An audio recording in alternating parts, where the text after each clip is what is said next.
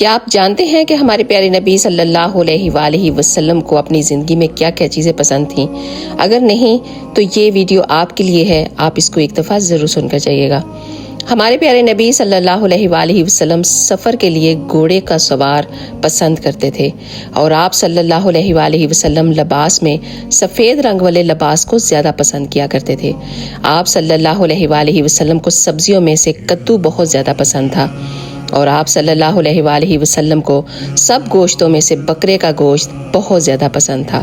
آپ صلی اللہ علیہ وآلہ وسلم جب بھی اپنا لعاب دہن کسی بھی پانی میں ڈالتے تو وہ پانی میٹھا ہو جاتا تھا۔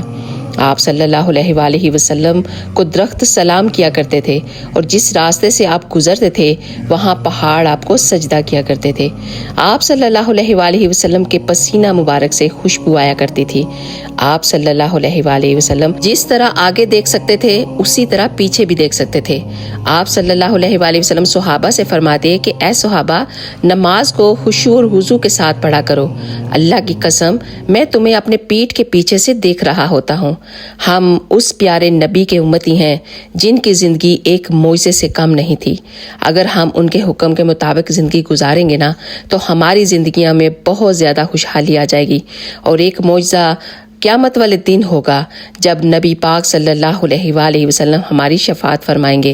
جو سب سے بڑا معجزہ ہوگا وہ یہ ہے کہ آپ صلی اللہ علیہ وآلہ وسلم نے فرمایا، میری امت سے پہلے کسی نبی کی امت جنت میں نہیں جائے گی، سب سے پہلے میری امت جنت میں داخل ہوگی، اس کے بعد دوسرے نبیوں کی امت جنت میں جائے گی۔ سبحان اللہ۔ تو دوستو، اس سے بڑی اور خوش قسمتی آپ کی اور کیا ہو سکتی ہے کہ نبی پاک صلی اللہ علیہ وآلہ وسلم آپ کی شفاعت فرمائیں گے اور سب سے پہلے آپ کو جنت میں لے کر جائیں گے۔ آپ صلی اللہ علیہ وآلہ وسلم نے فرمایا، جو کوئی میری بات کو سنے اور میری حدیث کو سنے اور اسے آگے شیئر کر دے تو قیامت والے دن وہ میرے ساتھ کھڑا ہوگا۔ تو صدقہ جاریہ کی نیت سے اس ویڈیو کو ایک دفعہ ضرور شیئر کر کے جائیے گا۔ آپ سب کا بہت بہت شکریہ۔ جزاک اللہ خیر۔